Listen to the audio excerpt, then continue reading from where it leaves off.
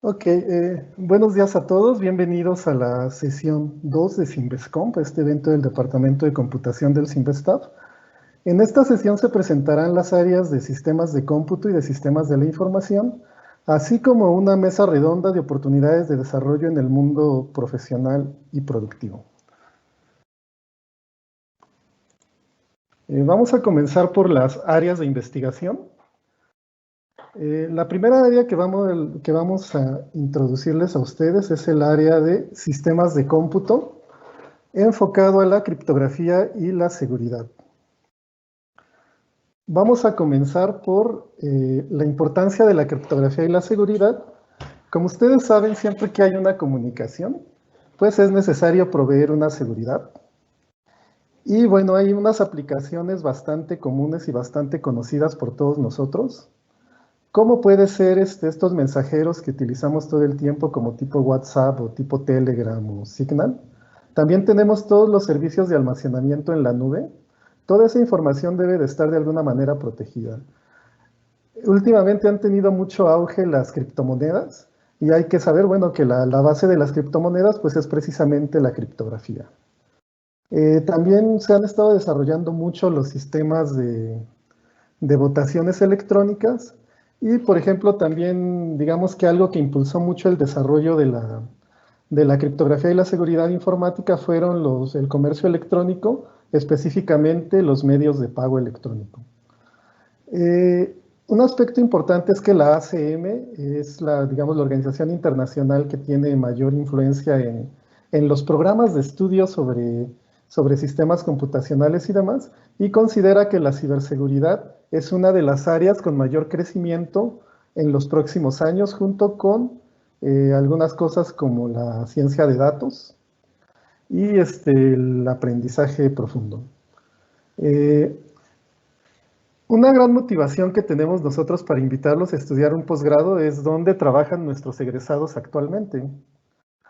Actualmente nuestros egresados trabajan en compañías de lo más importante a nivel internacional, por ejemplo, Amazon, tanto en sus divisiones de dispositivos como de web services, en Intel, en Oracle, en Cloudflare, en Uber, en Qualcomm, y en instituciones mexicanas como el Banco de México y el Instituto Nacional Electoral, por decir algo, en diferentes países, ¿no? Tenemos alumnos que están trabajando actualmente en Emiratos Árabes Unidos y algunos de nuestros exalumnos están estudiando posgrados en Francia. Nuestras áreas de investigación se engloban en varios aspectos de la criptografía, desde aspectos, digamos, matemáticos hasta aspectos muy prácticos. Aspectos matemáticos como pueden ser el diseño de protocolos, ya que hay que hacer algunas demostraciones y demás matemáticas para demostrar la robustez de dichos protocolos. Y la cuestión de aritmética computacional, que está relacionada incluso con la parte electrónica y de diseño digital de procesadores y de circuitos integrados de uso específico. Eh, Aquí en el grupo de criptografía tenemos gente que, bueno, trabaja en criptografía de clave secreta y en criptografía de llave pública, así como la criptografía postcuántica, o sea, la criptografía que va a ser resistente a ataques una vez que existan las computadoras cuánticas. También tenemos, bueno, hacemos trabajos de ciberseguridad. Últimamente hemos estado haciendo aplicaciones de blockchain como una tesis de maestría que desarrollamos un sistema de denuncia ciudadana para el municipio de Ecatepec utilizando blockchain. También utilizamos criptografía ligera, que es la criptografía que se va a utilizar para el Internet de las Cosas o para las Smart Cities, para todo el mundo conectado. Exploramos mucho la cuestión de paralelismo, también la seguridad en hardware y ataques por canales laterales, que está muy relacionado con la parte de electrónica, que quiere decir atacar algoritmos, pero no en la parte matemática, sino que en la parte de la implementación. Trabajamos el cómputo reconfigurable, tenemos un laboratorio de diseño digital donde contamos con dispositivos FPGAs y con dispositivos de instrumentación. Las implementaciones eficientes de software y hardware, principalmente de algoritmos criptográficos, pero no estamos limitados a eso, ¿no? Hemos hecho algunas otras aplicaciones como, por ejemplo, de procesamiento de imágenes, ¿no? Entonces, algunas cosas, por ejemplo, vemos cómo cifrar, cómo firmar, cómo intercambiar claves, ¿no? Entonces, toda esta parte para las aplicaciones que vimos anteriormente, ¿no? Las materias que nosotros impartimos en esta área de estudios, las materias específicas del área, bueno, es códigos y criptografía, seguridad en sistemas de información, aritmética computacional. Tenemos una materia de diseño digital y VHDL, que ese es lenguaje de descripción de hardware que utilizamos para programar los FPGAs. Programación paralela y tópicos selectos de criptografía. Como materias básicas de la maestría, también impartimos la clase de programación avanzada, análisis y diseño de algoritmos y arquitectura de computadoras. Como proyectos relevantes que hemos desarrollado en el grupo y que han recibido financiamiento de agencias gubernamentales, tenemos el análisis y el estudio y desarrollo de criptografía postcuántica, les mencionaba, ¿no? Esto es importante porque, bueno, se piensa que en algún momento, cuando existan las computadoras cuánticas, la criptografía clásica no va a ser resistente a ciertos ataques. También se desarrolló un sistema de elecciones electrónicas llamado Fidelis, el cual ha sido utilizado para cuando se vota por el director del Sinvestab, ¿no? Y se han tenido resultados muy buenos con este sistema. Y una aplicación social y bastante de bien común que pudimos desarrollar nosotros en el departamento fue el sistema descentralizado para detectar zonas de riesgo y contacto con personas confirmadas con COVID-19, protegiendo la privacidad de los participantes. Esto fue una iniciativa de la comunidad criptográfica internacional de ver cómo, utilizando criptografía, podíamos ayudar a rastrear los contactos, pero siempre protegiendo la identidad de las personas contagiadas, ¿no? Para que no sufran ese estigma. Tenemos diversas colaboraciones internacionales con países muy diversos, como puede ser Argentina, Francia, India, Chile, Japón, y estas colaboraciones han permitido que varios de nuestros estudiantes realicen estancias en el extranjero. Entonces, esta es una cuestión bastante atractiva para los alumnos, ¿no? O sea, nosotros tenemos bastantes colaboraciones con universidades extranjeras. La visibilidad que tiene nuestro grupo a nivel internacional, por ejemplo, se tuvo por un tiempo un récord de un ataque a un tipo de, una clase de criptografía basada en emparejamientos bilineales, se tuvo ese récord, y también se han producido software eficiente para firmas digitales. También participamos en el diseño de 3 algoritmos que participaron en la competencia organizada por el NIST para criptografía ligera que se va a utilizar en Internet de las Cosas. También hemos participado en el diseño de arquitecturas de hardware para evaluar el rendimiento de algoritmos de cifrado autenticado para otra competencia internacional que se llamaba César. También se encontró un error en un estándar publicado por la IEEE en su demostración de seguridad y se han ganado Best Paper Awards en conferencias internacionales de alto nivel, como es el CHES, el CECRIT y el SPL. ¿Quiénes somos nosotros? Bueno, soy el doctor Cuauhtémoc Mancillas López, SNI 1. Mi área de investigación es la criptografía asimétrica. Yo hice el doctorado aquí en el Sinvestab. Y la doctora Brisbane Villa es mi candidato. Su área de investigación principal es la seguridad en hardware. Ella tiene, bueno, el doctorado también en el Sinvestab. Y el doctor Francisco Rodríguez Enríquez, quien es SNI 3 y miembro de la Academia Mexicana de Ciencias. Él básicamente su área de investigación es la criptografía asimétrica o de llave pública. Él tiene el doctorado en ingeniería eléctrica en la Universidad de Oregon State. Y bueno, cabe señalar que dentro de la actividad académica, pues una cuestión que nos ha permitido a nosotros es pues conocer diferentes lugares y países, ¿no? Un ejemplo es que, bueno, terminando el Sinvestab, la doctora Brisbane Villa y yo realizamos un postdoctorado en Francia. Yo estuve allá alrededor de 4 años, la doctora Villa me parece que estuvo 2 años. Y bueno, les comparto aquí algunos de los recuerdos. Cuando fui estudiante de maestría, el primer congreso en el que me tocó participar fue el IndoCrip, una conferencia bastante reconocida, y por eso, bueno, ahí tengo el recuerdo de la foto del Taj Mahal, y también la foto en el centro. Esta de aquí, estamos en Brasil, en una escuela latinoamericana de criptografía, donde estamos, bueno, en el famoso Cristo que está ahí en Río de Janeiro, ¿no? Entonces quisiera, por favor, Brisbane, si nos puedes compartir un poco de tus recuerdos de estas fotografías que vemos aquí. Sí, muchas gracias, Cuauhtémoc. Hola a todos, bienvenidos. Bueno, yo soy la que salgo aquí en las primeras 3 fotos.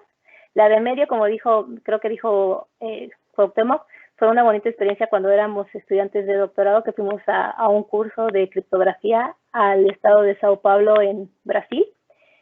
Sao Paulo de Río creo que queda como unas 10 horas o 9 horas, si no mal recuerdo. Y bueno, la verdad es que aquí en esta foto aparecen muchos de los que van a participar en las mesas redondas. Unos de ellos son fantásticos profesionistas ahorita y otros son excelentes académicos.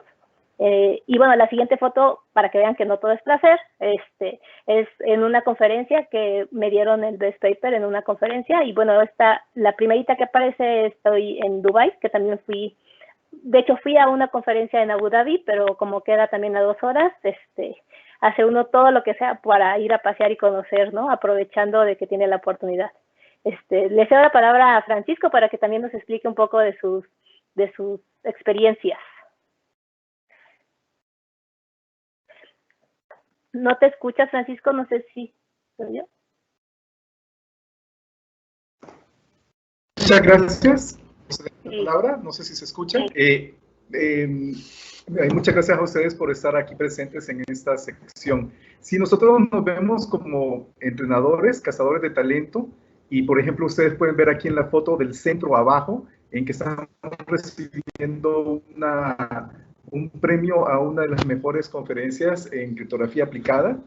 El muchacho más alto, el de la derecha, fue estudiante de maestría en Brasil del doctor que está en medio y estudiante de doctorado del Simpesav. Y todo un orgullo seguir para nosotros. Aquí en la inferior derecha ustedes pueden ver uno de los salones más protocolarios que hay en La Habana, Cuba, donde han recibido muchas personalidades, y ahí se inauguró uno de los congresos que nosotros cofundamos, Latin Crypt, en su edición del 2017. Una edición que estuvo en medio de los y de los rojos, porque fue para esa gente que nos tocó padecer ese terremoto. Y finalmente, en la esquina inferior izquierda, ustedes pueden ver las cataratas del Niágara. Yo tengo mucha relación con la Universidad de Waterloo. Todo el grupo lo tenemos, de hecho, porque varios de nuestros tesistas han ido a hacer estancias allá en la Universidad de Waterloo. Entonces, yo no sé ustedes, chicos, pero cuando yo tenía su edad, para mí lo que más me llenaba los ojos era poder hacer estos viajes académicos, aprender y al mismo tiempo conocer. Y eso con nosotros es algo que se logra bastante bien por nuestras alianzas que tenemos, nuestras colaboraciones internacionales con personajes muy queridos de la criptografía. Gracias. Muchas gracias, Francisco. Bueno, empiezo a tomar la palabra yo para que podamos leer algunas preguntas y respuestas. Algunas preguntas, de hecho, si alguno de ustedes tiene alguna inquietud, por favor, escríbanla en el chat y con gusto, si nos da tiempo, se las contestamos, y si no, pues se las iremos escribiendo en el chat, ¿no? La primera pregunta que tengo aquí es, quizás puedes empezar, Francisco, a contestarla, es ¿cuál sería el futuro que tiene la criptografía en México? Bueno, como mencionaba, gracias por la pregunta, en primer lugar. Como mencionó en algún momento el doctor Cuauhtémoc, que en una de las láminas, el futuro de la criptografía y la seguridad informática no podía ser más promisorio. Cada vez se va a necesitar más, porque cada vez nuestra sociedad depende más de la tecnología. Entonces, lo que se vislumbra es unas aplicaciones sin fin y un mercado de trabajo enorme. De hecho, están preocupados en muchas partes del mundo, incluyendo nuestro país, porque no va a haber suficientes profesionales y especialistas en el área de seguridad y criptografía. Entonces, en particular en México no se escapa esto. Y, por ejemplo, ahora tenemos egresados nuestros trabajando en el INE para hacer el voto INE para mexicanos en el extranjero. Es un ejemplo de muchos. Están también los certificados del SAT, viene el expediente clínico electrónico. Entonces, la respuesta corta a la pregunta ¿cuál es el futuro que tiene la criptografía en México? Sumamente promisorio y va a explotar cada vez más. Cuauhtémoc, ¿tú qué opinas de esto? Sí, efectivamente, ¿no? Como como lo dice Francisco, pues siempre vamos a tener comunicaciones, ¿no? Y mientras haya comunicaciones, pues hay que ofrecer seguridad. Y bueno, básicamente en México, pues sí esperamos que quizá haya hasta incluso más expectativas hacia la parte de innovación, ¿no? Yo he conocido empresas mexicanas que se dedican a esta parte de seguridad y pues empresas extranjeras, incluso como les comentaba de Oracle e Intel, pues sobre todo en Guadalajara, pues tienen estos grupos que trabajan en parte de testing de seguridad en microprocesadores o simplemente de seguridad en software, ¿no?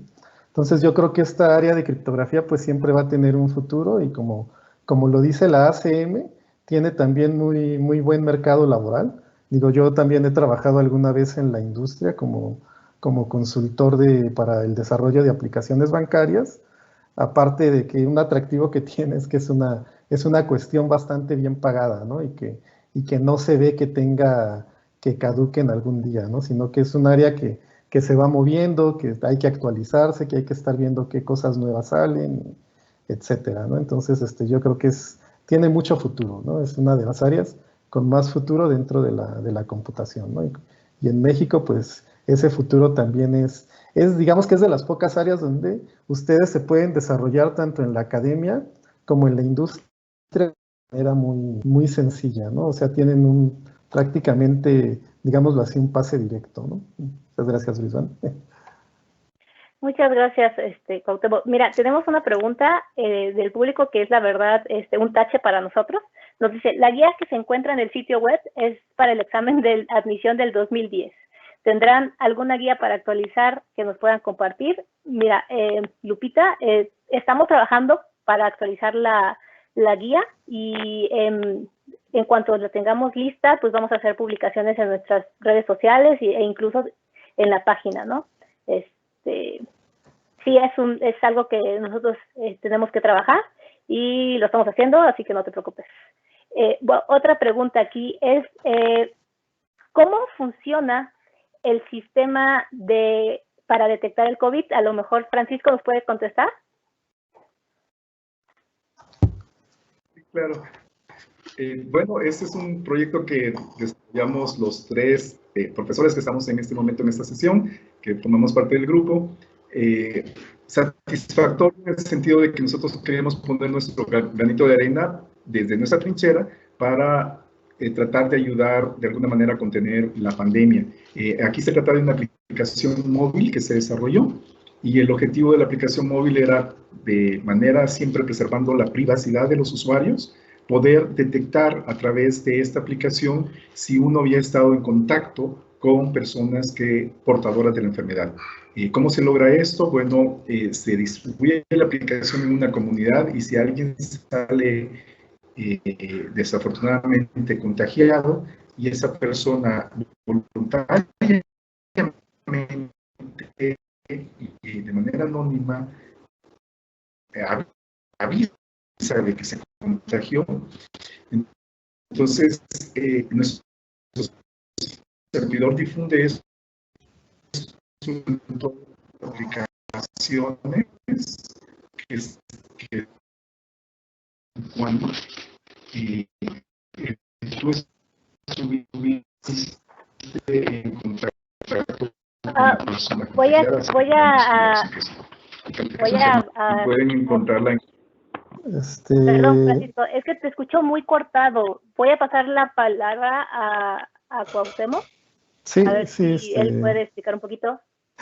Sí, como bien lo había dicho Francisco, se trata de una aplicación que ustedes en su celular, por medio de primitivas criptográficas, cada cierto tiempo se van generando identificadores anónimos, de alguna manera pseudoaleatorios. Eso lo garantiza la forma en que están hechas las primitivas criptográficas.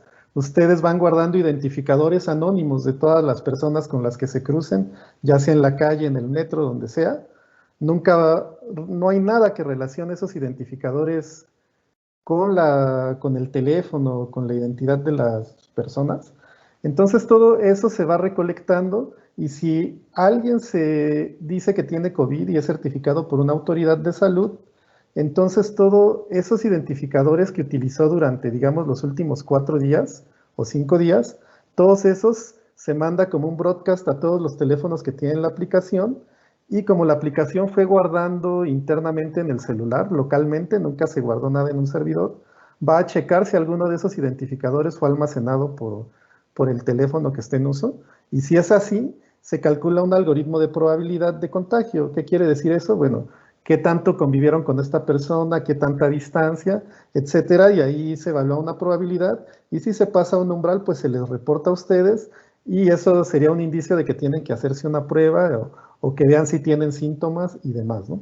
Entonces, como dijo Francisco, pues fue una cuestión que en nuestro grupo intentamos, bueno, para tratar de detener estos contagios, ¿no? Por COVID-19. Pues bueno, esa aplicación está totalmente terminada y demás, y de hecho se puede utilizar y puede ayudarnos al regreso a la nueva normalidad, ¿no? Que se prevé para, no sé, ¿no? Cuando se regrese a clases o este tipo de cuestiones, ¿no? ¿Sí, Brisbane? Muchas gracias, Cuauhtémoc. Es que tenemos un montón de preguntas. Ahorita se las van a contestar los moderadores. Voy a contestar rápidamente algunas que son sencillas, que dice que si hay guía de estudio para el doctorado. El examen es el mismo que se les aplica al de la maestría, entonces se aplicaría la misma guía de estudio. ¿Ok? Entonces ahí queda un poquito. También, bueno, varios nos preguntan de la guía de estudio. Hay una persona que dice, es muy avanzada el álgebra que usan. No están viendo al futuro. Si es que es el futuro la criptografía, entonces sería la computación cuántica. A ver si Francisco ahora sí su conexión está un poco mejor. Vamos a ver, si no, lo votamos. Ojalá que se pueda escuchar, pero esta es precisamente una área que se cultiva en nuestro grupo, tanto la criptografía cuántica, tratando constructivamente de aprovechar las computadoras cuánticas cuando éstas lleguen, como la criptografía postcuántica, que trata de defenderse de las computadoras cuánticas cuando éstas lleguen. Entonces, sí estamos viendo con mucho detenimiento el futuro, y precisamente lo que mencionaba de las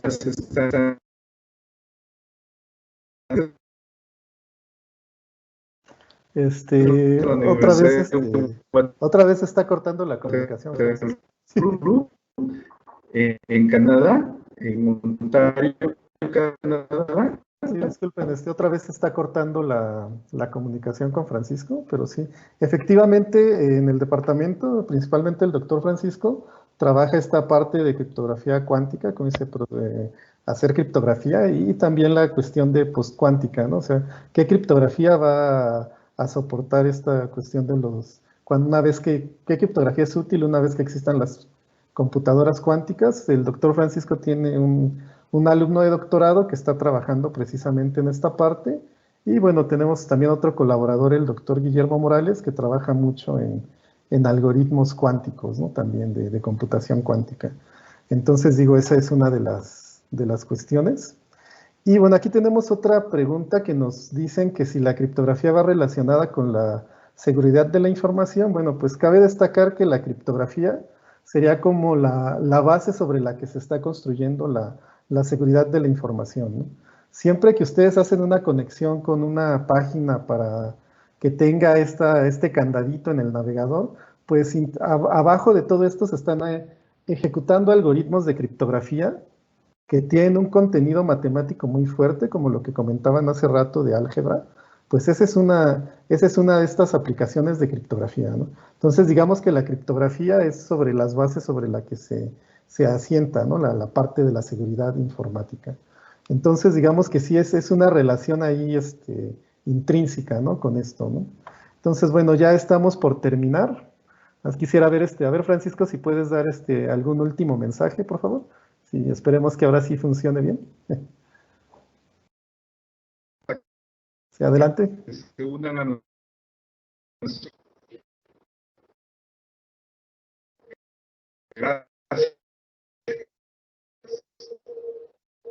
Bueno, creo que persisten los problemas. Entonces, bueno, sí, ahorita... invitar a que se unan a nuestro grupo, muchachos. Bueno, gracias, Francisco. Bueno, ahorita damos por terminada esta presentación de sistemas de cómputo. Y bueno, en esta ocasión, bueno, gracias a todos por sus preguntas. Vamos a pasar a la presentación del área de sistemas de la información. Y esta sesión va a ser moderada por el doctor José Guadalupe Rodríguez García.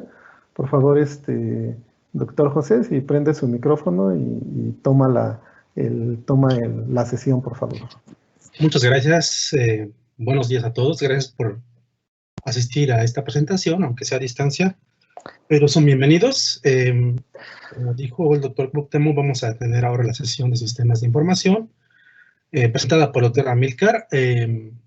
Al final vamos a tener una sesión de preguntas y respuestas. Por favor, siéntase libre de plantear sus inquietudes y en la medida de lo posible trataremos de responderlas a todas. Si no, nos comunicaremos vía mail para contestarles todas las preguntas que queden pendientes.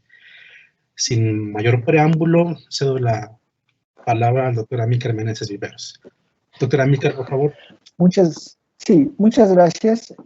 Bueno, como comentaron, nos toca presentar la parte de la línea de investigación de sistemas de información. En esta línea, bueno, estamos involucrados básicamente en diferentes partes del desarrollo de sistemas usables, ¿no?, para el manejo útil y procesamiento de datos que permitan presentar información útil, ¿no?, a los usuarios finales.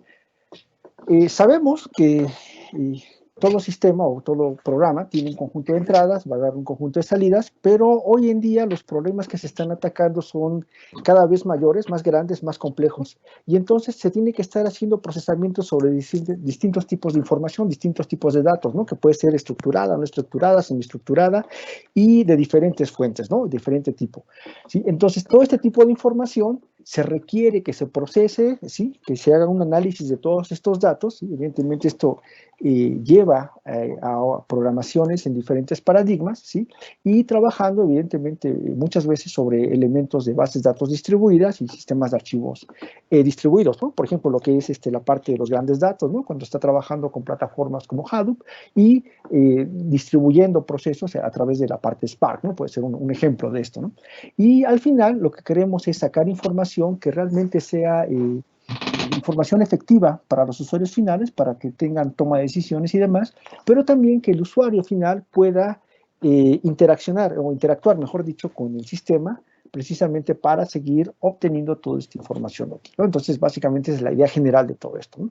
Por tal motivo, las áreas de estudio aquí son diversas. Tenemos la parte de base de datos, no solamente en la parte del diseño, ¿no?, entidad-relación que se ve en la parte de licenciatura, sino algunas extensiones. Por ejemplo, en la parte de bases de datos científicas o en algunos otros contextos, se ha llegado a ver que las estructuras de las bases de datos tienen que ser dinámicas, tienen que cambiar con el tiempo, ¿no? Entonces, y de alguna manera preservar toda la información que se tenga, ¿no? Entonces, es algo que, por ejemplo, se trabaja acá, o también los manejos de datos cuando son datos no estructurados, ¿no? También ese tipo de elementos se ven. Trabajamos también con la parte de sistemas de información geográfica, que realmente ahí es una extensión a la parte de bases de datos, y a partir de ahí se intenta cruzar información con otro tipo de datos, ¿no? Por ejemplo, la parte de INEGI es algo que es muy común que haga este tipo de información y se extraiga, ¿no?, a través de otro tipo de datos, ¿no? Por lo cual, también trabajamos la parte de minería de datos, ¿no?, que son elementos que se están complementando para todo este tipo de cosas. Después, en la parte de interacción humano-computadora, aquí trabajamos con sistemas, básicamente, que pueden ser distribuidos, que están muy asociados a la parte de cómputo ubicuo, por ejemplo, donde tengamos interfaces de usuario y entornos inteligentes para ayudarle precisamente a estos usuarios o a esas personas que están en esos entornos inteligentes a realizar sus tareas, ¿no? Esa es una idea, lo cual involucra que esta parte de interacción humano-computadora no esté ligada solamente a esto, sino que está muy ligada o fuertemente acoplada a sistemas distribuidos y la parte de computación social. En la parte de computación social lo que se hace es generar sistemas que son colaborativos, donde diferentes usuarios están trabajando en conjunto para realizar algún tipo de actividad, ¿no? Entonces, vuelvo a repetir, aquí la parte de computación social está apoyándose mucho de la parte de interacción humano-computadora y está asociada a la parte de sistemas distribuidos. También, como sistemas distribuidos, tenemos dos áreas, que es la parte de computación de alto rendimiento y cómputo móvil. En la parte de computación de alto rendimiento, precisamente aquí queremos atacar problemas, o se atacan problemas, mejor dicho, donde están involucrados una gran cantidad de datos, ¿sí? Y requieren grandes capacidades de procesamiento, ¿no? Datos que pueden no almacenarse, que es imposible pues, almacenarse en un sistema de cómputo y tenga que distribuirse hacia diferentes nodos, ¿no? Y aparte, el tiempo de procesamiento tiene que ser lo suficientemente rápido. También tenemos la parte de cómputo móvil para hacer ese tipo de desarrollo de aplicaciones. Sí, casi todas las aplicaciones ahorita que hay en cómputo móvil tienen que ser distribuidas porque, dependiendo del tipo de datos, de las capas que se estén trabajando, por ejemplo, la parte de datos puede estar distribuida, ¿sí? La parte de la interfaz gráfica pues puede estar directamente en el teléfono móvil y la parte o la capa de la lógica de negocios puede estar distribuida tanto en el dispositivo móvil como en la parte centralizada, ¿no? Entonces tiene que hacer desarrollos de middleware y demás para poder trabajar con todo esto. La parte de las aplicaciones para redes sociales es un buen ejemplo de esto, ¿no? También trabajamos la parte de computación sustentable. Aquí se utilizan tecnologías de la información para atacar problemas que tienen una repercusión económica, social y medioambiental, ¿no? Entonces, se puede utilizar ese tipo de cosas. Por ejemplo, problemas de e-health o de salud se pueden atacar directamente o son problemas que caen directamente en la parte de computación sustentable. O cuando se atacan problemas de ecodiseño industrial, también es parte de computación sustentable. O inclusive problemas mismos de computación, ¿sí? De desarrollar sistemas que realmente tengan este impacto económico, social y cuya repercusión ambiental sea baja, ¿no? Y finalmente tenemos esta parte de recuperación y acceso a la información, donde se están trabajando básicamente con grandes datos. Tenemos que ver de qué manera tomar estos datos, analizarlos, procesarlos y poder obtener conocimiento a partir de este. ¿Sí?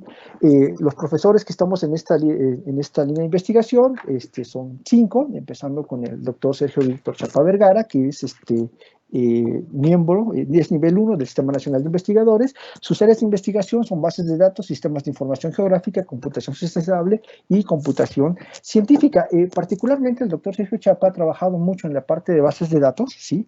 Generando precisamente estructuras dinámicas con sus grupos de trabajo. En la parte de sistemas de información geográfica es muy activo generando ese tipo de sistemas, pero no solamente como usuario, ¿sí? Porque él ha trabajado, ha colaborado estrechamente con la parte de INEGI y es una de las personas que ayudó a la definición de lo que es el AGEP, ¿no? La entidad, la granularidad básica de los sistemas de información geográfica que utiliza INEGI, por ejemplo, ¿no? También muchas de sus investigaciones caen en la parte de computación sustentable, precisamente combinando muchos sistemas que ha desarrollado con la parte de sistemas de información geográfica para estudios medioambientales, pero también para la parte de ecodiseño industrial, ¿no? Entonces ahí el doctor Sergio Chapa tiene amplia experiencia en esta parte. Y finalmente en la parte de computación científica, donde también se ha dedicado precisamente al estudio en modelos, precisamente que pueden tener alguna repercusión en sistemas de información geográfica para predecir, por ejemplo, movimientos poblacionales, ¿sí? En una región, ¿no? Puede establecer este tipo de modelos, hacer simulaciones y también tiene alta experiencia en la parte computacional de ecuaciones diferenciales e integrales, ¿no? Entonces ahí son sus partes de áreas de investigación. Los proyectos que actualmente trabaja, tiene varios, pero los que actualmente está trabajando es La Escuela es Nuestra, donde a través de un sistema de información geográfica trata de hacer un análisis de la efectividad de las escuelas primarias y secundarias en México, asociadas precisamente a la infraestructura que tienen y a el estrato socioeconómico de las regiones donde se encuentran, ¿no? También tiene sistemas virtuales para la parte de manufactura, precisamente esa es una área de computación sustentable, ¿sí? Donde tiene todo unos desarrollos bastante adecuados y actualmente también está trabajando en los sistemas de análisis de datos para la parte de COVID, ¿no? Donde varios investigadores, no solamente de aquí de Sinvestad, sino de otras universidades, han estado colaborando. Los cursos que él principalmente da es la parte de base de datos, los tópicos selectos de computación científica 1 y 2 y la parte de matemáticas discretas. También está la doctora Xiao Li, ella pertenece al nivel 2 en el Sistema Nacional de Investigadores, ¿sí? Sus áreas de investigación son minería de datos, análisis de redes sociales, salud estructural basada en datos, interacción humano-computadora. Aquí la doctora Xiao básicamente ha trabajado mucho en la parte de técnicas, básicamente estadísticas y demás, para poder definir, por ejemplo, indicadores, ¿no? O indicadores multivariados, de qué manera se tienen que estar seleccionando y demás, para que la parte de los datos, o a través de la estructura de los datos que se están trabajando, realmente la información que se esté dando no esté sobrecargada o sea precisa, ¿no? También la parte de estrategias para eliminar ruido de los datos que se están trabajando y demás, toda esta parte estadística la trabaja la doctora Xiao. También ha hecho proyectos en la parte de análisis de redes sociales. En particular tiene un proyecto en la parte de detección de comunidades, que es un problema un poquito difícil en la parte de análisis de redes, y ha trabajado activamente en esta parte.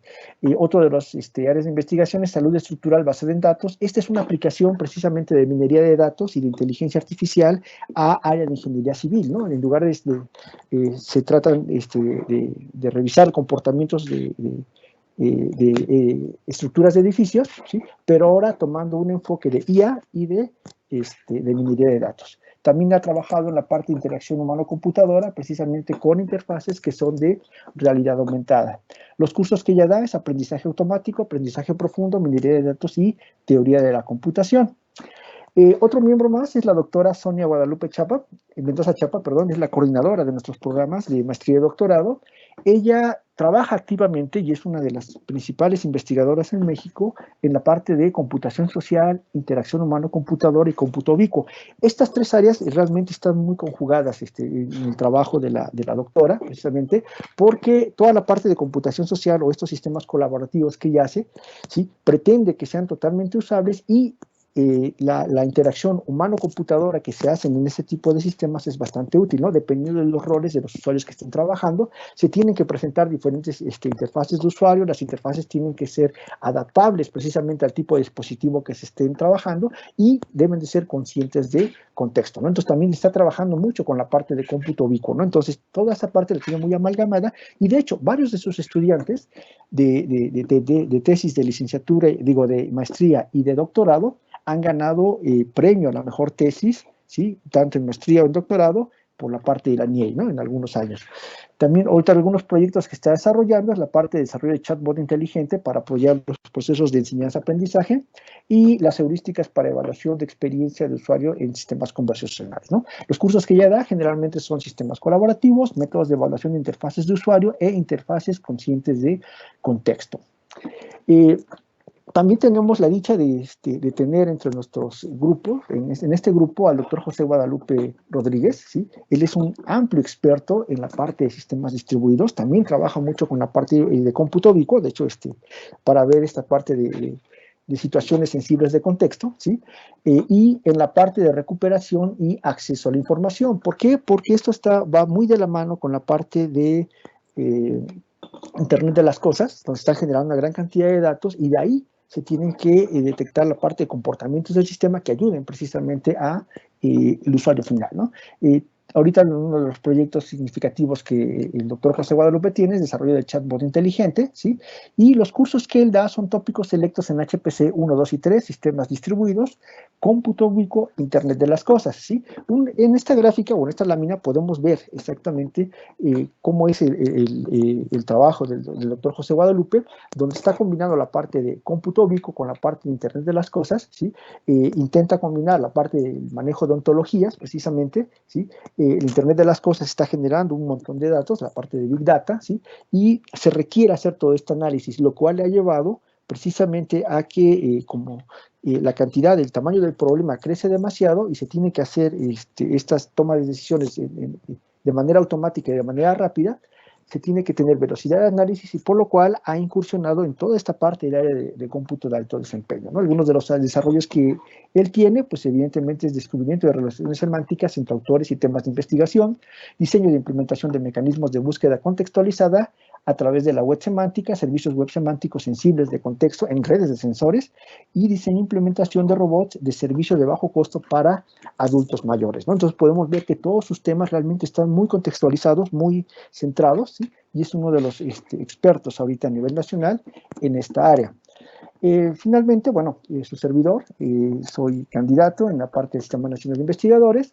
Las áreas que trabajo son computación de alto rendimiento y computación científica. Estas dos áreas van muy de la mano porque para hacer computación científica muchas veces tenemos que trabajar con modelos, ¿sí?, que son difíciles, básicamente computacionalmente de alta complejidad y tienen que resolverse en poco tiempo, ¿no? Evidentemente aquí estamos haciendo colaboración con otros grupos de química o de bioinformática precisamente para atacar o apoyarlos en el desarrollo de sus problemas, ¿no? Entonces ahí va muy de la mano esta parte de cómputo de alto rendimiento, computación científica, la parte de interacción cosa humana-computadora y computación sustentable también por otras líneas de investigación donde se han desarrollado sistemas de salud para adultos mayores, lo que nos ha generado que las interfaces gráficas de usuario tengan que ser adecuadas para este tipo de usuario y en computación sustentable precisamente generar estos sistemas de salud, precisamente que tengan un impacto económico, social y ambiental.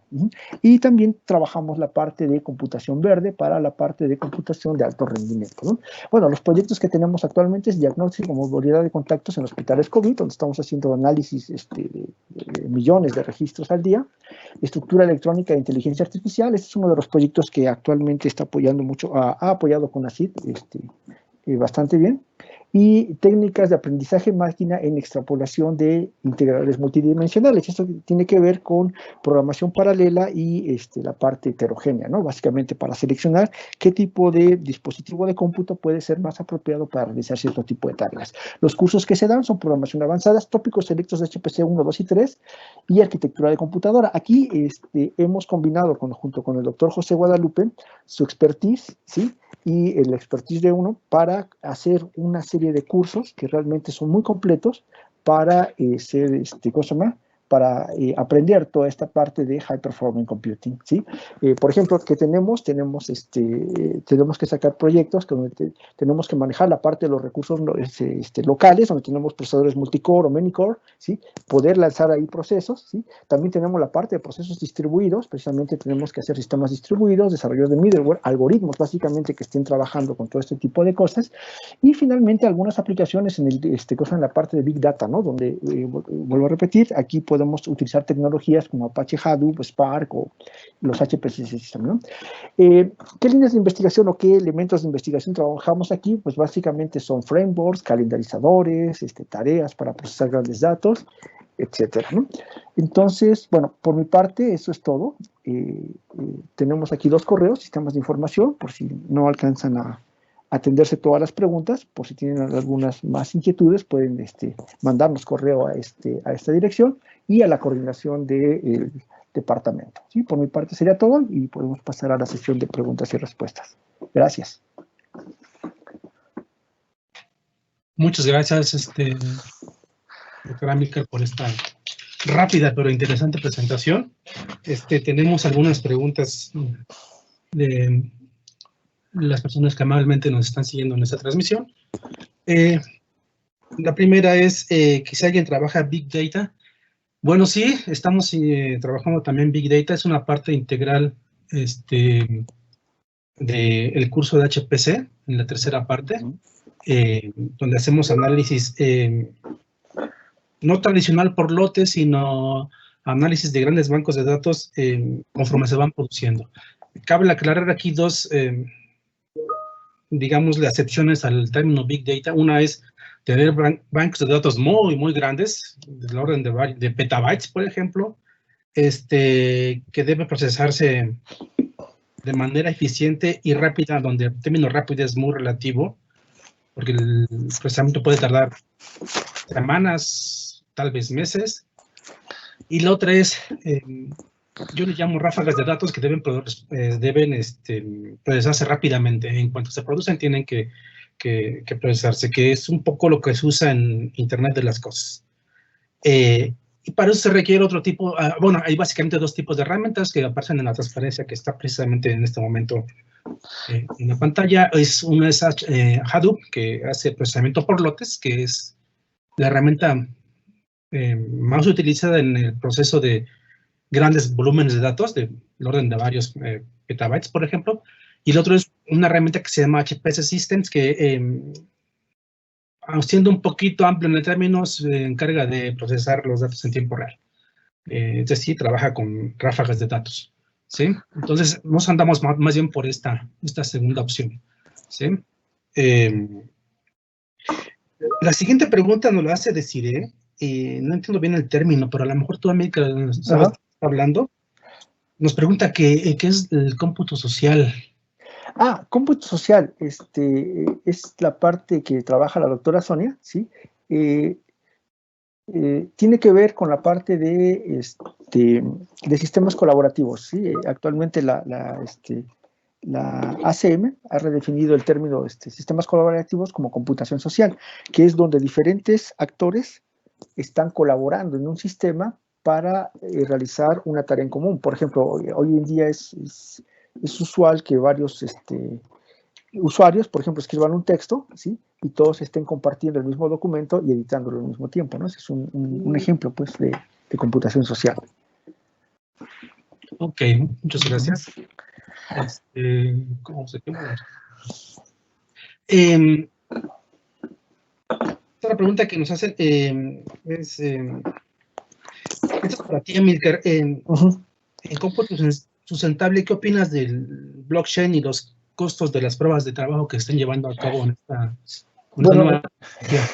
En particular, no estoy muy convencido de la parte de blockchain porque genera grandes cantidades de CO2. En alguna plática que ya tuvimos, por ejemplo, el Bitcoin, que en 2019 estuvieron haciendo la parte de minado, la generación de CO2 es equivalente a lo que saca o lo que produce ¿cómo se llama? Portugal, ¿no? Por ejemplo, ¿no? Entonces, un país entero.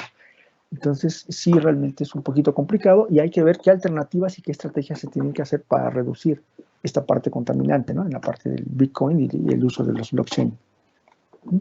Ok, muchas gracias. Una pregunta muy interesante que nos hace Eduardo es que si como estudiante en el... Bueno, voy a tratar de entender un poco la pregunta. Que para tal vez como dedicarse a lo que es ciencia de datos, recomienda tomar el posgrado en la especialización de sistemas de información. Sí, para ser profesionista en la ciencia de datos hay que saber de sistemas de información, definitivamente, pero también hay que saber un poco de los algoritmos y métodos matemáticos para la toma de decisiones, ¿sí? Nos pregunta también alguien que no puso su nombre si se tiene interacción con la supercomputadora del CIMBESTAB en la impartición de las materias. No sé si quiere responder, Amílcar. Bueno, tenemos equipo, algunos nodos, algunos servidores que sí, que son equivalentes y entonces esos se utilizan para la parte de desarrollo, para la supercomputadora de CIMBESTAB es para la parte de producción, pero si después se pueden, si algún proyecto de tesis lo requiere, sí se hace el uso de sistemas de los sistemas de supercomputadoras que tenemos en CIMBESTAB, que es Chicoat y Abacus. Okay, muchas gracias. Bueno. César Rodríguez nos pregunta, según el enfoque que le dan a esta área, ¿qué porcentaje se enfoca a lo teórico, investigación, y qué porcentaje se enfoca a lo práctico? Esta área requiere de ambos enfoques. Definitivamente, nuestros resultados deben tener un fuerte dominio científico, porque deben ser validados y publicados. Entonces, deben tener una sólida base teórica para poder llegar a tener buenos resultados. Y no sé cuánto tiempo nos queda. Ya se acabó la sesión. 2 minutos. Nos preguntan, ya para terminar, ¿qué esquemas de derecho de autor y licenciamiento manejan con los proyectos generados en las tesis? El Instituto Dueño de los Proyectos, sí. Las publicaciones las tesis que se llevan a cabo en el CIMBESTAB pertenecen al CIMBESTAB, son públicos porque además son publicados en la página web del CIMBESTAB. Y básicamente, entonces, ustedes aparecen como autores, pero la publicación, ya sea la tesis o los artículos, deben tener el crédito al CIMBESTAB, ¿sí? Ok. Las preguntas que no alcancemos a responder las vamos a contestar por correo electrónico. Muchas gracias por su asistencia y esperemos saber pronto de ustedes.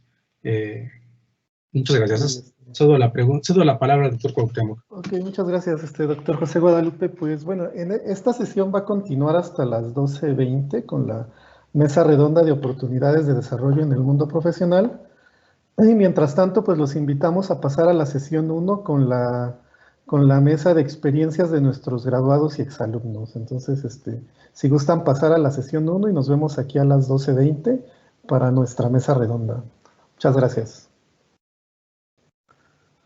Hola a todos, bienvenidos de regreso a la sesión 2, donde se va a hablar sobre una mesa redonda con egresados trabajando en la industria. Le paso la palabra al doctor Francisco Rodríguez, quien será el moderador.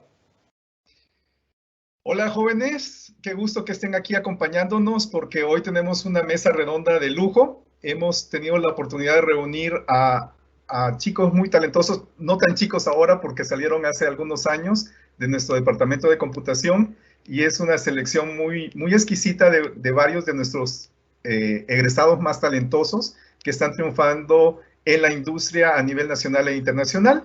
Les presento sus nombres de la generación 2008. Tenemos al maestro en ciencias Javier Esquivel Sánchez. Él trabaja en Oracle, Guadalajara, México. Al maestro en ciencias René Ernesto Enríquez García, quien trabaja en Amazon Web Services en Vancouver, Canadá. De la generación 2009 tenemos a la maestra en ciencias Laura Fuentes Castañeda. Ella trabaja en Amazon Devices, los que hacen la Alexa, en el Silicon Valley de Estados Unidos, en California. Tenemos también al candidato doctor Armando Faz Hernández. Está a un pelito de terminar su doctorado y ya trabaja desde hace algún tiempo en Cloudflare, una compañía muy famosa de seguridad informática también en el Silicon Valley. Y finalmente tenemos de la generación 2013 al doctor Jesús Javier Chi Domínguez, que próximamente va a trabajar en el TII de Emiratos Árabes Unidos. Sin más, les cedo la palabra a los participantes. Entonces, iniciamos, por favor, con René. Sí, hola, buenas tardes a todos. Sí, mi nombre es René Enríquez.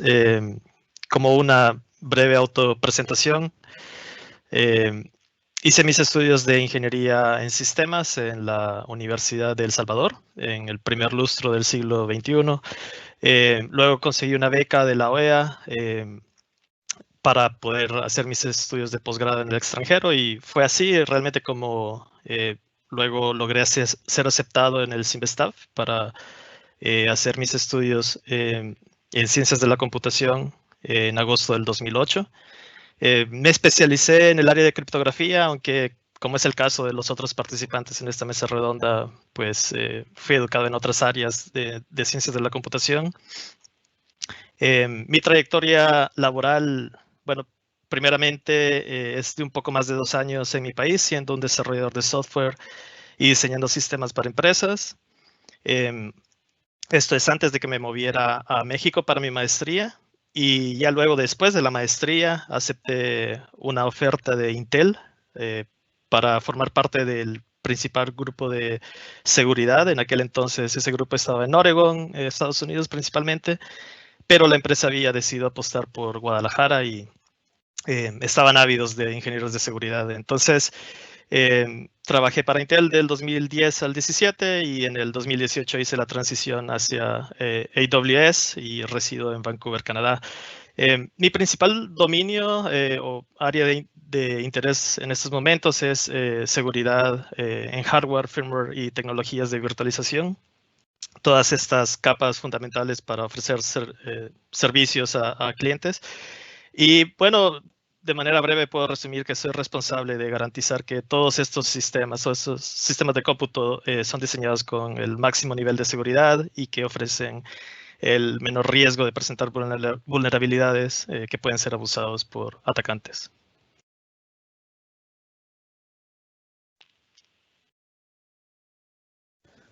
Micrófono, Francisco, no se escuchó. Muchas gracias, René. Continuamos con Laurita, por favor. Te escuchamos. Claro que sí, ¿me pueden escuchar? Sí. Bueno, hola, buenas tardes a todos. Mi nombre es Laura Fuentes Castañeda y soy egresada del Instituto Politécnico Nacional. Soy orgullosamente politécnica. Estudié en el Poli, de hecho, desde la vocacional. Estuve en la Voca 1 y ya después de ahí me fui a la Escuela Superior de Cómputo, ESCOM. Y bueno, en ambas me enfoqué más en el área de electrónica, pero sobre todo en esa parte que es de procesadores y microcontroladores, lo cual me gusta mucho. Y bueno, en el último año de SCOM tomé una clase de seguridad que, bueno, en mi opinión era un poquito más de criptografía que de seguridad. Y bueno, ahí descubrí que esa área me interesaba mucho. Y en realidad esa fue mi principal motivación para entrar al CIMVESTAB en el 2009, en donde me enfoqué en la parte de criptografía de llave pública. Y bueno, al graduarme del CIMVESTAB, tuve la fortuna, igual que René, de conseguir un trabajo en Intel Guadalajara, debido a que por un lado tenía las bases de procesadores y microcontroladores, y por otro lado tenía el área de criptografía, que de cierta forma pues está relacionado con la parte de seguridad. Entonces estuve 5 años en Intel haciendo seguridad en hardware para servidores. Y ya después de ahí fue que decidí que necesitaba un cambio y fue cuando me moví a Qualcomm en San Diego, en donde hice investigación y ataques padrísimos utilizando como láseres para producir fallas en el silicio y extraer llaves de criptografía. La verdad estuvo bastante padre, pero bueno, después de 3 años nuevamente sentí que necesitaba un cambio y fue cuando me moví a donde estoy ahorita, que es Amazon Devices en Silicon Valley, en donde ya llevo 1 año trabajando en la seguridad de muchos dispositivos que tiene Amazon en el mercado. Excelente, muchas gracias, Laurita, muchas gracias, René. Muy interesante los dos. Continuamos entonces, por favor, con Armando. Hola, ¿qué tal a todos? Buenas tardes. Mi nombre es Armando Faz. Soy originario de San Luis Potosí, de México. Estudié mis estudios de Ingeniería en Computación en la Universidad Autónoma de San Luis. Y al terminar, empecé el curso de la maestría en computación en CIMVESTAB, el cual me enfoqué bastante en la implementación de algoritmos criptográficos. Y bueno, esto fue una bola de nieve que me llevó desde esta curiosidad por optimizar código, hacer las cosas bien hechas y rápidas. Y todo esto fue, como les dije, me desencadenó en una serie de eventos que me llevaron, después de terminar el CIMVESTAB, hice un pequeño internship en Microsoft Research y pasé un verano por allá. Después me mudé a la ciudad de Campinas, en Sao Paulo, en Brasil, donde estuve haciendo mis estudios de doctorado. Y hasta hace un par de años me mudé a la ciudad de San Francisco, en la cual entré como ingeniero investigador de la empresa de Cloudflare. Y bueno, actualmente estoy ahí como ingeniero de investigación en el equipo de Research and Development. Y bueno, muy feliz y contento de participar con todos ustedes. Y bueno, espero sea un buen evento. Gracias, Francisco. Lo está haciendo, claro que sí. Gracias, Armando. Muy interesante tu trayectoria. Continuamos, por favor, con Jesús. Hola, buenas tardes allí. ¿Me escuchan? Perfectamente. Fuerte y claro. Excelente, excelente. O sea, como ya me presentó Francisco, mi nombre es Jesús Chi. Soy egresado de la Universidad Autónoma de Yucatán. O sea, soy yucateco. Tal vez no noten mi acento. Posiblemente sí, posiblemente no. Yo estudié una licenciatura en matemáticas, o sea, soy más teórico. Para el 2013 decidí estudiar la maestría en computación y dedicarme al área de criptografía un poco más aplicado, como que haciendo como que una parte híbrida entre la teoría y la práctica, porque pues al final computación es matemáticas, ¿no? Allí estudié en el CIMVESTAB, en la Unidad de Zacatenco, estudié la maestría y el doctorado con mi asesor Francisco Rodríguez Enríquez. Y el año anterior, de hecho, perdón, 2 años, ya estamos en 2021, hace 2 años, me invitaron a realizar una estancia postdoctoral al finalizar mi estudio de doctorado. Y pues, me encuentro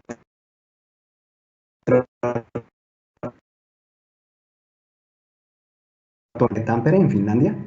Y oficialmente voy a terminar ya el postdoc en este mes. Este mes es mi último y voy a iniciar a laborar en el Technology Innovation Institute, en Abu Dhabi, en Emiratos. Voy a mudarme de un lugar muy frío a un lugar muy caliente, completamente opuestos. Aquí actualmente hago lo que es la parte, pues, matemática práctica a side channel attacks, o sea, ataques de canal lateral, que es un poco apegado a lo que mencionó Laura Fuentes.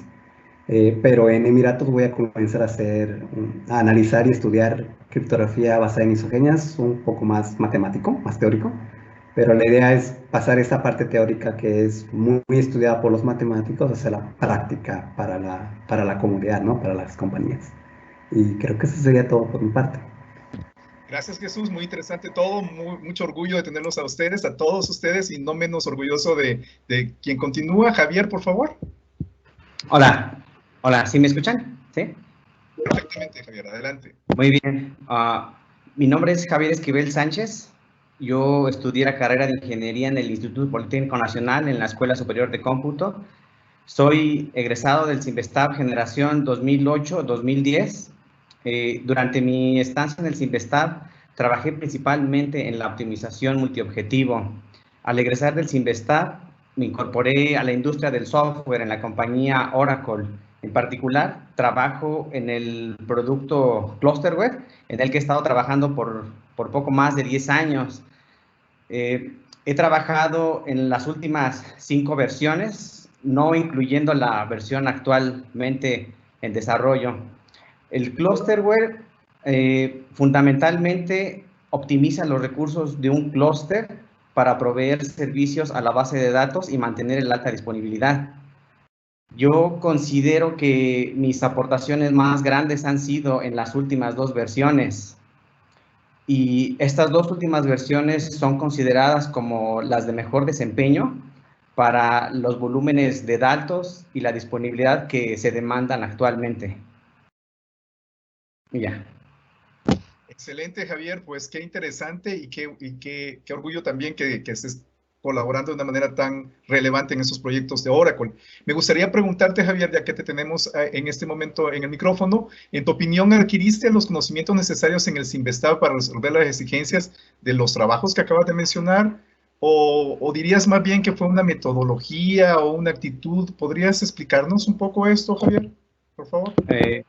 Sí, yo tomé en mi perspectiva tres aportaciones del CIMBESTAB. La primera sí es la metodología, no la copié, sino más bien traté de hacer una réplica de lo que yo observé cómo hacían los investigadores del CIMBESTAB y que me ha dado muy buenos resultados en mi vida profesional. Y como aporte número 2, los fundamentos teóricos de la computación, comprender cuál es la aportación de las ciencias de la computación como una disciplina científica. Creo que fui muy afortunado al entrar en el 2008 porque coincidió con la celebración que organizó en el CIMBESTAB de 50 años de la computación en México y 25 en el CIMBESTAB. Tuve la oportunidad de ver un par de personas que obtuvieron el Turing Award. Eso me motivó, fue motivante para mí, para entender la parte teórica de la computación, que sin duda es fundamental para comprender el estado del arte de esta área. Y que me gustaría mencionar también en la organización en la que actualmente trabajo, ellos, además de los recursos técnicos, valoran bastante los fundamentos teóricos y que muchas veces es decisivo para saber si alguna persona tiene las capacidades de pertenecer a la organización. Yo me sentí muy contento cuando fui seleccionado en Oracle porque de un bonche de gente que aplicó para el Clusterware fui el único que contrataron y fui el primer miembro del equipo fuera de Estados Unidos. Y como tercer aporte del CIMBESTAB, la mentalidad que yo vi en varios, en todos los investigadores y muy en particular en mi asesor de tesis, el doctor Oliver Jutze, a mí me motivaba a ver cómo constantemente indagaba y se preguntaba acerca del trabajo que estábamos realizando, y eso me ha estado acompañando en toda mi vida profesional. Constantemente me pregunto acerca del qué es lo nuevo que puedo hacer, comienzo a indagar el estado del arte y que me continúan ayudando esos fundamentos teóricos. Ya. Magnífico, magnífico, Javier. Qué bueno. El primero, wow, excelente. El primero de fuera de Estados Unidos. Muy bien, entonces continuamos ahora con René Ernesto. René, una trayectoria curiosa. Iniciaste tu formación académica en El Salvador, después tu maestría en el CIMBESTAV, te fuiste a Intel Guadalajara y de ahí a Amazon Web Services en Vancouver. ¿Podrías describirnos brevemente los desafíos a los que te has enfrentado en cada uno de estos, si me permites, violentos cambios de contexto? Para decirlo de comparación. Sí, claro. Bueno, en general, sí, los cambios de ciudad o de país siempre conllevan diversos tipos de desafíos. Eso creo que es evidente, ¿verdad? Y creo que lo primero que podría destacar es la integración en nuevas culturas y formas de estudio o de trabajo. Por ejemplo, empezando entre El Salvador y México, ¿verdad? Hablamos la misma lengua en Latinoamérica, pero sí que hubo un periodo de adaptación a una de las ciudades más grandes del mundo y una sociedad que se mueve mucho más rápido que mi país. Y en los estudios particularmente noté de inmediato un gran nivel en los estudiantes mexicanos, y fue algo que francamente valoro mucho, el hecho que me llevó a darme cuenta que tenía que trabajar fuerte para nivelarme con el nivel de conocimientos que tenían mis compañeros en la maestría, y también tener la posibilidad de entender a la velocidad correcta los diferentes tópicos que los maestros transmitían en las clases, ¿verdad? Entonces, ese es un aspecto que puedo mencionar. Luego, quisiera hacer especial referencia justamente a ese cambio que decidí tomar para hacer mis estudios de maestría en el CIMBESTAV en México. Francamente, considero que se convirtió en el factor diferenciador para lo que luego ha sido una carrera profesional que he desarrollado en la industria, en los gigantes tecnológicos por más de 10 años ahora.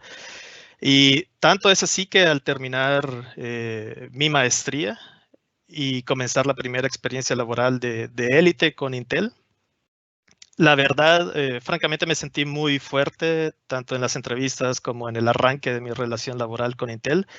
Y como un pequeño ejemplo, quizás es cuando me uní a Intel, recuerdo que no habían ni pasado un par de semanas cuando me estaban pidiendo que ayudara a revisar, y bueno, realmente a ser el responsable de revisar el componente de generador de números aleatorios en los CPUs de Intel de ese momento, dado que sabían que había dedicado tiempo a ese tema durante mi maestría. Entonces, francamente, todo lo que aprendí en la maestría incluso sigue ayudándome a día de hoy. El cambio a AWS y a Canadá, viajo mucho a Estados Unidos también, pero estoy radicado en Canadá. Francamente ha sido la transición más sencilla. Es curioso porque, bueno, es cambio de lengua, es un cambio más fuerte de cultura, pero francamente siento que ha sido más sencillo dado todos los conocimientos adquiridos previamente y también la experiencia que he logrado desarrollar, y que me ha permitido desarrollarme no solo fácilmente, sino desarrollarme fuertemente en este caso en esta empresa, y hacer una carrera profesional de éxito en este bello país. Perfecto, muy bien, pues qué maravilloso. Muchas gracias, René. Continuamos con Laurita. Laurita, la pregunta para ti sería, ¿cómo se consigue seguir de verdad impresionante trayectoria que lleva del Silicon Valley de Jalisco, como le llamamos, al Silicon Valley de California, como le llama todo el mundo? ¿Cómo lo hiciste, Laurita? ¿Puedes compartir, por favor? Claro que sí, muchas gracias por la pregunta. Bueno, pues como sucedió conmigo fue que después de 5 años de estar en Intel Guadalajara, pues la verdad es que sí sentí que ya necesitaba un cambio. Y con mi novio en ese entonces, que ahora es mi esposo, hicimos una lista de como 100 vacantes en el área de seguridad en el mundo, sobre todo enfocándonos en Europa y en Estados Unidos. yo creo que yo apliqué como unas 30 de esas vacantes, porque, pues, ¿por qué no? Y al final solo necesitábamos una, y esa una, pues, fue Qualcomm. Y es curioso porque me llamaron como a los 2 días de que apliqué, lo cual es un poquito raro, y la posición tenía un nombre así como de seguridad en firmware, pero en realidad era para un grupo que se estaba formando en donde ya había un ingeniero eléctrico, alguien que sabía de seguridad en software, alguien que sabía de procesamiento de señales, pero no había nadie que supiera de criptografía. Entonces, cuando yo llegué a mi entrevista, yo estudié de Secure Boot y de firmware y de otras cosas, pero en realidad al final de lo único que me preguntaron fue de cripto, y afortunadamente todavía me acordaba. Y bueno, como les comenté, ya en Qualcomm, bueno, hice ataques físicos de inyección de fallas y en dispositivos móviles, y también estos side channel attacks. Y a los 10 años decidí cambiarme, a los 3 años decidí cambiarme a Amazon Devices. Y es curioso porque yo siento que yo logré entrar a Amazon Devices precisamente por la experiencia que adquirí en Qualcomm sobre esos tipos de ataques. Entonces, si yo lo veo en retrospectiva, para mí, si yo no hubiera estudiado en el CIMBESTAF, tal vez yo no hubiera podido entrar en este grupo en particular en Qualcomm. Y sin la experiencia que yo adquirí en ese grupo en Qualcomm, yo no creo que yo hubiera podido entrar en este grupo en donde me encuentro ahorita y moverme a Silicon Valley. Wow, pues también súper impresionante Silicon Valley. Los Silicon Valleys están en tu vida. Muy bien, entonces continuamos por favor con Armando. Armando, tras la obtención de tu grado académico en el CIMBESTAF de maestría, estás a punto de culminar tu doctorado en la Universidad de Campinas, Brasil, y además, de paso, te fuiste a trabajar en Silicon Valley también, en la compañía Cloudflare. ¿Cómo has logrado combinar los estudios doctorales con los retos de la industria? ¿No están en choque? Al contrario, yo creo que sí debe haber esta mezcla entre la teoría y la práctica, y el no hacerlo también te deja muchos puntos muertos, ¿no? Algo, por ejemplo, sobre lo que desarrollé mi tema de tesis durante el doctorado era la optimización de algoritmos de criptografía. Pero hasta cierto punto uno se da cuenta de que, bueno, ok, quizás tienes el mejor algoritmo, quizás has logrado publicaciones, quizás tienes algo que sirve, que le sirve a la comunidad, pero hay veces que es difícil llevarlo ya sea a un producto, llevarlo a más gente, y en ese sentido, bueno, creo que tuve un gran... hubo una gran dualidad que tuve con la empresa en la que estoy trabajando, en la cual mi trabajo fue específicamente hacer eso, ¿no? O sea, cómo optimizar algoritmos, cómo optimizar problemas que no solo resuelven el ámbito de la compañía, sino, o bueno, quisiera decir cuál es el ámbito de la compañía. El ámbito de la compañía es el Internet por sí solo. Entonces, bueno, que levante la mano quien ha usado Internet, ¿no? Y bueno, o sea, esta exposición de lo que uno ha hecho o de lo que a uno le gusta, y que haya una empresa o un cierto número de empresas las cuales no solo están interesadas por gente buena o por gente que sea capaz de hacer las tareas, pero sino que también, sabes, esto que investigaste, que te dio frutos en lo que es la academia, lo puedes aplicar directamente al mundo, ¿no? O sea, tiene un impacto realmente visible. Que bueno, digamos, para las personas del día a día quizás no se nota tanto, pero realmente se nota. Y se notó en este último año. Estuvimos encerrados en casa y nuestro único recurso que teníamos era el Internet. Y el Internet nos ha ayudado para comunicarnos, para tener esta sala de chat, para poder tomar clases. Y bueno, creo que tuvimos una gran oportunidad este año de usar una herramienta que ya estaba ahí, el Internet, y que todos seamos más...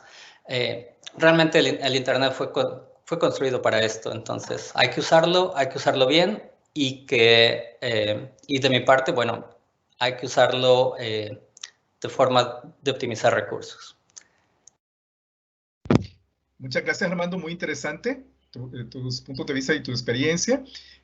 Terminamos entonces con Jesús, de nuestros 5 invitados, distinguidos invitados. Jesús, obtuviste tu maestría y doctorado en el CINVESTAB en un tiempo relampagueante. Entraste en el 2013 y terminaste en diciembre del 2019. Después realizaste tu postdoc en la Universidad de Tampere, en Finlandia. Y ahora te vas para los Emiratos Árabes Unidos. ¿Cómo has logrado afrontar los desafíos técnicos y académicos asociados a tu trayectoria en el extranjero? Y de paso, ¿cuántos años tienes, Jesús? Es una pregunta, bueno, son varias preguntas, ¿no? Algo complicado. Tengo 28, ¿qué estamos? 2021, 29 años. Tengo 29 años. Sí, cuando uno va haciéndose más grande, olvida cuántos años tiene, ¿no? Es normal. Bueno, en efecto, mi trayectoria pues ha sido, no he dejado de estudiar, uno pensaría, ¿no? Pero pues al menos por la parte del postdoc, sí siento que fue un cambio drástico, porque al menos pues yo tengo una formación en matemáticas desde la licenciatura, pero se compagina completamente bien con la criptografía y con lo que se requiere para práctica al final, porque digamos aquí lo que hice en el postdoc fue más de que las personas obtienen la información sensible, pero no saben cómo tratarla para digamos, obtener la contraseña, digamos, de tu Skype o algo por el estilo, ¿no? Entonces, mi tarea aquí, que siento que pues el CINVESTAB me ayudó bastante con toda la formación que me dio, pues es de que yo sé cómo tratar ese tipo de información y supongo y intuyo que todos los egresados del CINVESTAB saben cómo abstraer la información, resolver el problema y aplicarlo, que ese es pues, creo que el punto principal que el CINVESTAB le da a sus estudiantes, ¿no? O sea, sí es cierto que es un poco demandante la maestría y el doctorado, pero pues es un nivel que se requiere, ¿no? Y cómo lo veo que me estoy yendo a Emiratos, pues yo creo que en parte es suerte y es talento, porque depende mucho de quién sea tu asesor y qué tema te vaya a proponer. Y en este caso, pues, el doctor Francisco, que es el que no sé, es el chair de esa sesión, tiene muy buenas ideas, al final tiene muy buenas como que intuición para saber qué proyectos van a repercutir mucho a futuro. Entonces, de hecho, lo que yo hice en mi tesis de doctorado, de maestría y doctorado, literal fue... Y es lo que voy a realizar en Emiratos Árabes. O sea, yo creo que tuve suerte y porque es tan, digamos, mi parte es teórico, muy teórico, que no todos los matemáticos, no todas las personas que comprenden esa abstracción la pueden aplicar de manera de que, o tengan el interés de que personas que no tengan ese background, ese conocimiento abstracto, pues puedan utilizar las primitivas. Y siento que sí me ha ayudado bastante pues, como la formación que me dio el CINVESTAB. Muchas gracias, Jesús. Bueno, qué barbaridad. Podríamos hablar con ustedes horas y horas con cada uno de ustedes y aparte están las preguntas que nos están lloviendo. Desafortunadamente el tiempo nos come. Les voy a pedir, muchachos, que por favor cierren esta mesa redonda con 1 minuto cada quien para sus pensamientos, sus reflexiones finales. Una lástima que no tengamos más tiempo, pero ojalá que lo podamos repetir próximamente, porque ha sido muy rica esta experiencia. Comenzamos con Javier, por favor. Ya. Sí, bueno, para cerrar, sí, los estudios de maestría en el CINVESTAB valieron la pena, valió la pena todo el esfuerzo invertido y que era algo que yo quería egresar del CINVESTAB.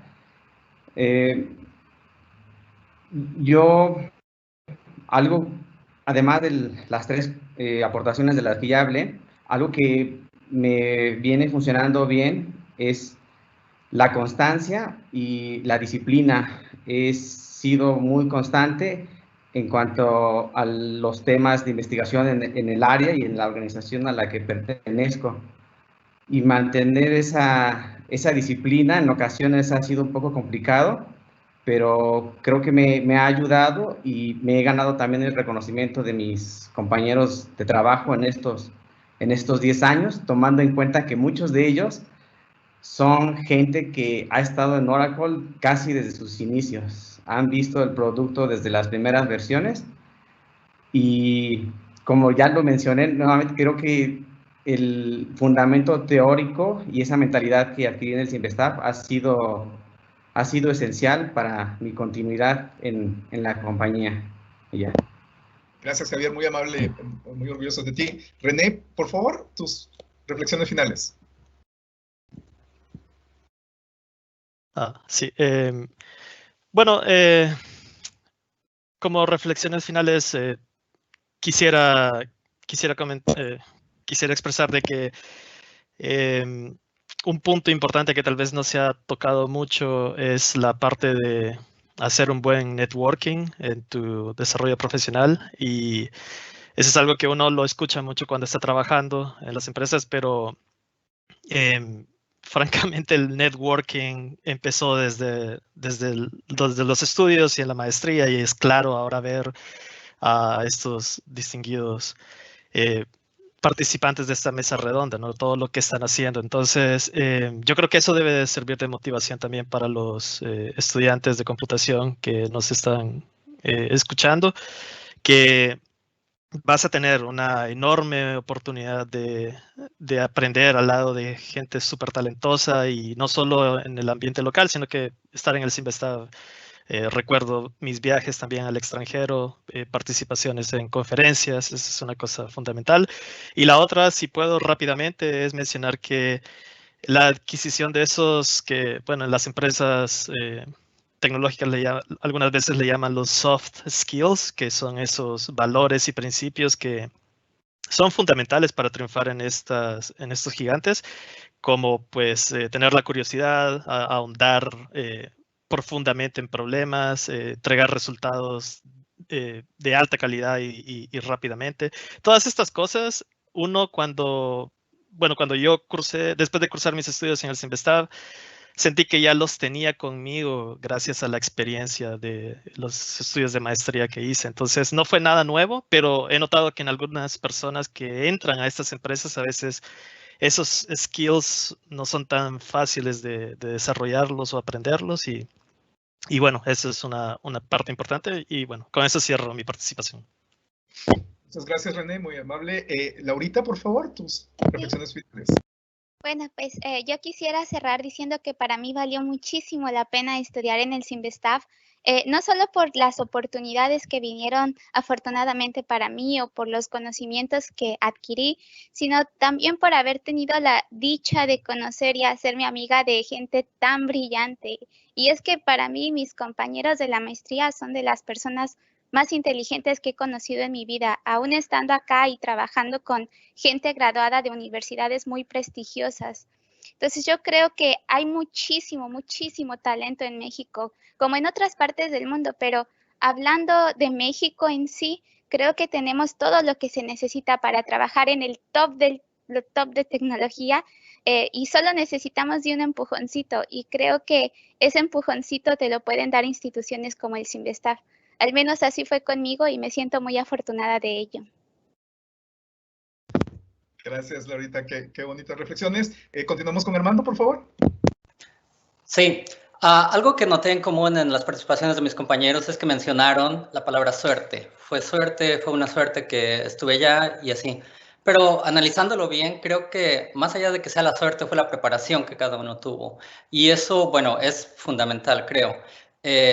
Si bien, por ejemplo, en mi perspectiva que tengo ahora de estar aquí en esta región de Silicon Valley, en San Francisco, hay bastante demanda por ingenieros, por gente especializada que sepa cómo hacer cosas, ya sea en diversas áreas de la computación. Y bueno, ¿qué es lo que le falta? O sea, ¿cuál es ese paso que tenemos que dar, ya sea en México o en Latinoamérica, si nos están viendo, para llegar a eso? Bueno, hay que empezar a levantar el nivel, y bueno, una de las escuelas, uno de los centros de investigación que tiene este nivel muy alto, que tiene una marca alta de la exigencia que se les pide a los alumnos, es el CIMBESTAF. Hay otras en México, claro que hay, pero bueno, en este momento el CIMBESTAF les está abriendo las puertas.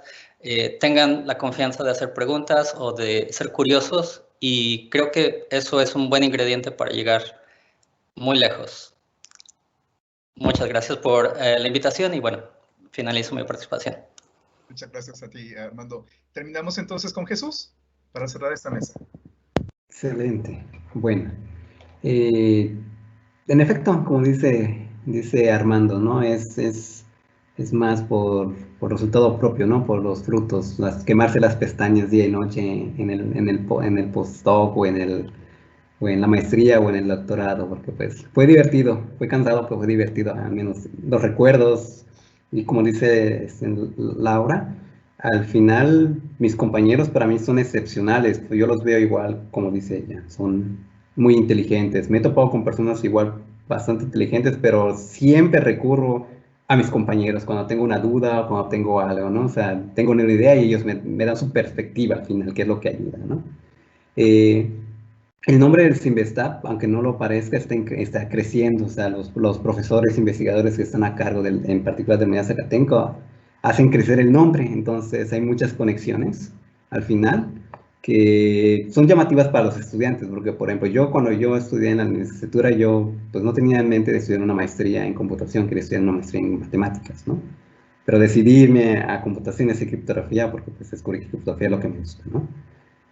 Pero el detalle es de que yo nunca pensé que estando en mi maestría me podría haber ido a hacer una estancia a Turquía, digamos, o a ir a una conferencia que está en Estados Unidos, que pues, o inclusive a Chile, ¿no? Entonces son pensamientos que uno nunca se imagina y aprendes mucho cuando sales de tu país a conocer cómo son las conferencias y qué es lo que las demás personas están haciendo, ¿no? Entonces, si tienen alguna duda de estudiar una maestría o no, yo les sugeriría que lo hagan, porque vida solo hay una y las oportunidades no hay que desaprovecharlas. Muchísimas gracias a todos, a los 5 participantes. Ha sido una maravillosa experiencia y espero que todos lo hayan disfrutado tanto como nosotros lo hicimos. Muy divertido todo y muy interesante, aprendimos todos. Gracias, hasta luego. Nos comió el tiempo. Gracias, adiós. Hasta luego. Hasta luego. Ok, gracias a todos por estar aquí en la sesión 2. Los invitamos a que pasen a la sesión 1. Esta sesión ya va a cerrar. Y en la sesión 1 pues hay una sesión de preguntas y respuestas, así como la clausura del evento. Entonces, muchas gracias por asistir a Simvescomp 2021 y pues ya saben, los esperamos aquí a todos los interesados para estudiar un posgrado con nosotros. Muchas gracias.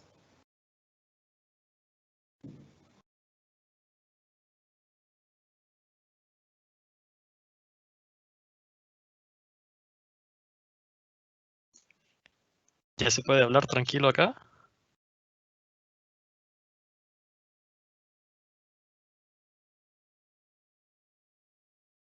No. Ya pueden hablar aquí, no hay problema. Ya.